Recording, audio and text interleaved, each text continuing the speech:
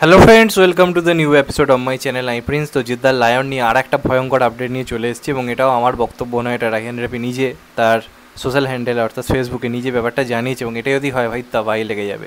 এই নিয়ে কোনো সন্দেহ নেই এবং জিদ্দার কেরিয়ারে যে অন্যতম বড় হিট হতে পারে এই নিয়ে কোনো সন্দেহ নেই। দেখো, যেহেতু তুফান অনেকের পছন্দ হয়নি আমাদের এখানে, তো অনেকেই এটা অনেকের বক্তব্য আমি দেখতে পাচ্ছি রাহিয়ান রাফির সঙ্গে কাজ করাটা নাকি জিদ্দার পক্ষে একটা কোথাও গিয়ে ভুল হচ্ছে। তো আমার কিন্তু তা কোথাও গিয়ে মনে হয় না। আজকে রাহিয়ান রাফির মানে একটা তুফান দিয়ে তো একটা পরিচালককে বিচার করলে হবে না। যেমন শ্রীজিৎ মুখার্জির ক্ষেত্রে একটা ইয়েতি অভিযানকে দিয়ে যদি আমি বিচার করি যে সে কী করবে, হ্যান করবে, তাহলে তার আগের কাজগুলো তো আমরা ভুলে যেতে পারি না। তেমনভাবে রায়হান রাফিও কিন্তু এমন একজন পরিচালক যে বাংলাদেশের কমার্শিয়াল মার্কেটকে পুরোপুরি পাল্টে দিয়েছে। ওদের কিন্তু ওখানে অবস্থা কিন্তু আমাদের এখানের মতোই ছিল, কমার্শিয়াল সিনেমা চলছিল না, ওয়ার্ক করছিল না। সেখানে দাঁড়িয়ে রায়হান রাফি এমন একজন পরিচালক যে এসে কিন্তু কমার্শিয়াল মার্কেটটাকে ফিরিয়ে এনেছে তার কাজের মাধ্যমে। যেমন আমাদের এখানে 2007, 2008, 2009 ওই টাইমে রাজ চক্রবর্তী ছিল, যে সিনেমা আনছে কমার্শিয়ালি, সেগুলো ওয়ার্ক করে শুধু তার নামে চলছে। তো রায়হান রাফি কিন্তু এই মুহূর্তে দাঁড়িয়ে ওই টাইমের রাজ চক্রবর্তীর যে ভার্সানটা ছিল ওটা কিন্তু এখন বাংলাদেশের রায়হান রাফি কিন্তু নিয়ে এসছে। এবং তার তোমরা তখন দেখো, তার তোমরা পোড়ামন দেখো, তার তোমরা ওই যে সিনেমাটা এসেছিলো পরাণ বলে যে সিনেমাটা, সেগুলো তোমরা দেখো, তাহলে বুঝতে পারবে লোকটা কী করতে পারে, একটা হিরোকে কীভাবে প্রেজেন্ট করতে পারে। এবং আমি এই কথাটা কিন্তু বারবার বলেছি, তুফানের সাকিব খানের যে প্রেজেন্টেশনটা কিন্তু চরম ছিল। কোনো অংশে তাকে একজন বাংলাদেশের অভিনেতা মনে হয়নি, তাকে বলিউড সাউথ লেভেলের কিন্তু অভিনেতা মনে হয়েছিল। সিনেমার স্টোরি ভালো হয়নি, আমি সেটা নিয়ে কথা বলেছিলাম। সেটা যদি ভালো হতো সিনেমাটা অন্য লেভেলে পৌঁছতে পারতো। সাকিব খানের মতো একজন অভিনেতাকে যেভাবে প্রেজেন্ট করেছিল রায়হান রাফি, সেটা কিন্তু প্রশংসার জায়গা রাখে। জিদ্দা কিন্তু সেই কথাটা বলেছে, জিদ্দা এটাই বলেছে সাকিব খানের পারফরমেন্স ভালো লেগেছে। সে একবার এটা বলছে না যে তুফান সর্বকালের সেরা সিনেমা, তার সাকিব খানের পারফরমেন্স ভালো লেগেছে। রায়হান রাফির যে স্মার্ট যে ডিরেকশনটা, জিদ্দা বারবারই কমার্শিয়াল ডিরেক্টরদের কাজ দেখে, তো সেই হিসেবে একটা বাংলাদেশের সিনেমা হিসেবে জিদ্দার কিন্তু রায়হান রাফির কাজ ভালো লেগেছিলো বলে সে বারবার কোলাবরেট করতে চেয়েছে। এবং এটা কিন্তু প্রত্যেকের ডিমান্ডও ছিল। যখন প্রথম তুফানের টিজার আসে আমরা প্রত্যেকে এটা নিয়ে তো ভিডিও করেছিলাম যে জিৎ রায়হান রাফির সঙ্গে কাজ করুক, অবশ্যই করা উচিত। তাহলে এখন অন্য কথা কেন হচ্ছে যখন সে করছে? এই হিপোক্রেসিগুলো বাঙালির রয়েছে বলেই কোনোদিন কোনো উন্নতি হয় না। তো যাই হোক, এইগুলো অন্য ব্যাপার, এগুলো নিয়ে আলাদা করে কথা বলে লাভ নেই। এখন যেটা জানা যাচ্ছে সেটা কিন্তু বাংলায় আমরা যেটা বারবারছি, একটা ক্রস ওভার হোক, বিভিন্ন যখন জিনিসপত্র হোক, এবং আমরা জানি বাংলা সিনেমার হোক বা অপর বাংলা সিনেমার হোক, দুই বাংলার কিন্তু অডিয়েন্স বিরাট পরিমাণে রয়েছে। আমাদের এখানে যে কোনো গানের যে পুরোনো গানগুলো যদি দেখো ভিউজ বা বিরাট যে লাইক স্পাইক পড়েছে, সেখানে কিন্তু বাংলাদেশের অডিয়েন্সেরও কিন্তু গুরুত্ব রয়েছে। তাদের ওখানেও কিন্তু দেবদা জিদ্দার পুরোনো গানগুলো রমরমি এখনও চলে, তাদের সেখানে হিউজ একটা ফ্যানবেস কিন্তু রয়েছে, এ নিয়ে কোনো সন্দেহ নেই। তো এরই মধ্যে একটা বড় খবর যেটা পরিচালক বলছে যে তুফান 2তে কিন্তু লায়ন এবং তুফান 2 এর অর্থাৎ লায়নের সঙ্গে তুফানের একটা কিন্তু জবরদস্ত আমরা একটা ক্রস ওভার কিন্তু দেখতে পারি। প্রথমে পরিচালক একটা পোস্ট করে জানায় তার এই দুটো সিনেমার প্ল্যানিং নিয়ে, রিলিজ প্ল্যানিং নিয়ে। তো সেখানে কিন্তু তারা এটা ক্লিয়ারলি বলে দেয় যে লায়ন প্রথম যে ঈদটা আর কি, যে ঈদে জিদ্দার সিনেমা আর কি আমাদের এখানে আসে, তো সেই ঈদে আর কি লায়নটা রিলিজ করা তারা প্ল্যানিং করছে। আর তুফান 2 তারপরে যেটা কুরবানিতে তারা তুফান 2 আনার প্ল্যানিং করছে, এইরকম একটা পোস্টে করে। এবং সেখানে কমেন্টে তাকে জিজ্ঞাসা করে যে এরকম একটা ক্রস ওভার হলে কেমন হয় লায়নের সঙ্গে তুফানের।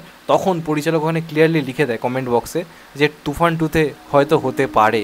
তো এর থেকে একটা জিনিস কিন্তু ক্লিয়ারলি বোঝা যাচ্ছে যে তুফান 2-এ আমরা হয়তো লায়ন সিনেমাটা তো আগে এলো, সেটার ওয়ার্ল্ডটা আমরা দেখে নিলাম, তারপর তুফান 2-এর তো একটা এমনি ক্রেজ রয়েছে, সেই সিনেমা আমরা হয়তো জিদ্দার একটা ক্যামিও বা হিউজ একটা ক্রস ওভার কিন্তু পেতে পারি। এবং যদি এটা হয় ভাই আগুন লেগে যাবে।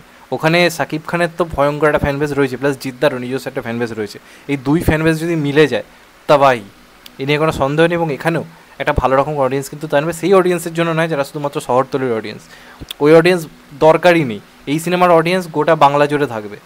এবার অনেকে বলতে পারে তুফান তো আমাদের এখানে চলেনি, তার কারণটা অন্য। কারণ প্রথম কথা, তুফানের এখানে সেই হাইপ বা সেই ক্রেজ ছিল না যেটা ছিল বাংলাদেশে। আমাদের এখানে কমার্শিয়াল মার্কেটের অবস্থা এমনি খারাপ, কমার্শিয়াল মার্কেটটা বেঁচে আছে কোথাও গিয়ে জিদ্দার জন্য এবং দেবদার জন্য। তো অবশ্যই সেটা খাদান আরও ভালো রকম একটা হিট হোক, সেটা আরও ভয়ঙ্করভাবে ফিরে আসবে। খাদানের ফলে কী হবে, কমার্শিয়াল মার্কেট এমনি আমাদের খুব যে ভালো জায়গাতে নেই, জিদ্দার জন্য রয়েছে। খাদানের মাধ্যমে, দেবদার মাধ্যমে কমার্শিয়াল মার্কেট আরও ভয়ঙ্করভাবে ফিরবে। কমার্শিয়াল সিনেমা এই বছর আগের বছর থেকে বেটার অবস্থায় রয়েছে। 2023 থেকে 24 অনেকে কমার্শিয়াল সিনেমা করেছে, অঙ্কুশ পর্যন্ত করেছে। তো পরের বছর যদি জিদ্দার মাধ্যমে এরকম একটা আবার কনসেপ্টে কাজ হয় যেখানে একটা আমরা ক্রস ওভারের আশা করছি, তাহলে কিন্তু ভয়ঙ্কর ব্যাপার হবে। তবে মুদ্রার কিন্তু দুটো পিঠ রয়েছে, এটাও মানতে হবে। এটাও সত্যি কথা, অস্বীকার করার জায়গা নেই। রায়হান রাফি একজন ভালো পরিচালক, রায়হান রাফিকে আমি নিজে রেসপেক্ট করি। জিৎ রায়হান রাফি কম্বিনেশনটা হচ্ছে আমি খুশি, কিন্তু এটাও ফ্যাক্ট রায়হান রাফি কিন্তু একটু ঢপবাজি করে। রায়হান রাফি একটু বাড়িয়ে বাড়িয়ে কিন্তু কথা বলে, এটাও কিন্তু অস্বীকার করা যাবে না। তার এখানে হয়তো জিদ্দার সঙ্গে কোনো একটা মিটিং হয়েছে, সে ফেসবুক বা বিভিন্ন পোস্টে বাড়িয়ে বাড়িয়ে বলছে জিতদেব দুজনের সঙ্গে কথা হয়, যেটা বলার কারণ কি যে আমার সঙ্গে, আমি এখানকার একজন বড় পরিচালক, জিতদেব দুজনই আমার সঙ্গে কাজ করতে রাজি। জিদ্দা হয়তো মিটিং করেছে, সে উল্টে দেবদার নামও ঢুকিয়ে দিচ্ছে। তো এই ধরনের কিন্তু একটু ঢপবাজি কিন্তু রায়ান রাফি করে, এই নিয়ে কিন্তু কোনো অস্বীকারের কিন্তু জায়গা নেই। তো এইটা যে কথাগুলো বলছে, এটা হয়তো লায়নের তুফান 2 এর মাধ্যমে লায়নের হাইপ বাড়াবার জন্য, বা লায়নের মাধ্যমে তুফান 2 এর হাইপ বাড়াবার জন্য, যে কোনো একটা কিছু হতে পারে। হলে তো খুবই ভালো, কিন্তু একদম চোখ বন্ধ করে বিশ্বাসও কিন্তু করে নেওয়া যায় না এই ব্যাপারটা। হলে খুবই খুশি হবো, সিনেমা হলে কিছু সত্যি এরকম কিছু এক্সপিরিয়েন্স করি। কারণ আজকে দেখো, এই ধরনের এক্সপেকটেশন তুমি তখন দর্শককে দিয়ে দিচ্ছ, দর্শকের মধ্যে কিন্তু অনেক কিছু ঢুকে যাচ্ছে। আজকে মির্জার সময় অঙ্কুশ এমনভাবে কথা বলছিল সিনেমা হল থিয়েটার হয়ে যাবে, এমন কিছু জায়গা কোনো দেখিনি। আমরা প্রত্যেকে এক্সপেক্ট করেছিলাম, বা যেভাবে জিদ্দা দেবদা চ্যানেলে ট্রেলার আনার প্ল্যানিংটা করেছিল অঙ্কুশ, মনে হয়েছিল যেন একটা ক্যামিও ফ্যামিও থাকবে, কিন্তু যখন থাকেনি তার প্রভাব কিন্তু পড়েছিল, জিদ্দেবের ফ্যান্সরা হার্ড হয়েছিল। তারা অতটা কিন্তু যেভাবে মির্জা নিয়ে এক্সাইটেড ছিল সেটা কোথাও একটু হলেও কমে। তবে হ্যাঁ, হাইপের জন্য সিনেমাটা ভালো রকম মোটামুটি হলেও চলে যায়, এ নিয়ে কোনো সন্দেহ নেই। তো এইরকম টাইমে এই যে এখন থেকে একটা হাইপ ক্রিয়েট করার চেষ্টা চলছে যে তুফান এবং এটার ক্রস ওভার হবে, এবার যদি আলটিমেটলি না হয় তখন কিন্তু আবার একটা নেগেটিভিটি শুরু হবে। তো আগে থেকে এত কিছু বলে আপনি যদি করা হয় হোক, এই নিয়ে কোনো সন্দেহ নেই। তবে পুরোপুরি 100% বিশ্বাস করাটা আমার মনে হয় কোথাও গিয়ে ভুল হবে। এটা আমি অনেস্টলি আমার যেটা মনে হয় সেটাই বললাম। হোক, আমিও চাই, কে না চায় দুই বাংলা দুই মেগাস্টারকে এক সিনেমায় দেখতে পাওয়া। আজকে আমরা একই সিনেমায় যদি রজনীকান্ত অমিতাভ বচ্চনকে পেতে পারি ভেট্টাইয়ার মতো কাজ, তাহলে কেন জিৎ সাকিব খান এক সিনেমায় হবে না? অবশ্যই তো হওয়া দরকার। দুই ফ্যানবেসের জন্য একটা বিরাট বড় মানে ট্রিট টু আছে, এ নিয়ে কোনো সন্দেহ নেই। হোক, আমিও চাই। তো দেখা যাক শেষ পর্যন্ত কী হয়, এবং আশা করবো এরকম কিছু একটা হোক।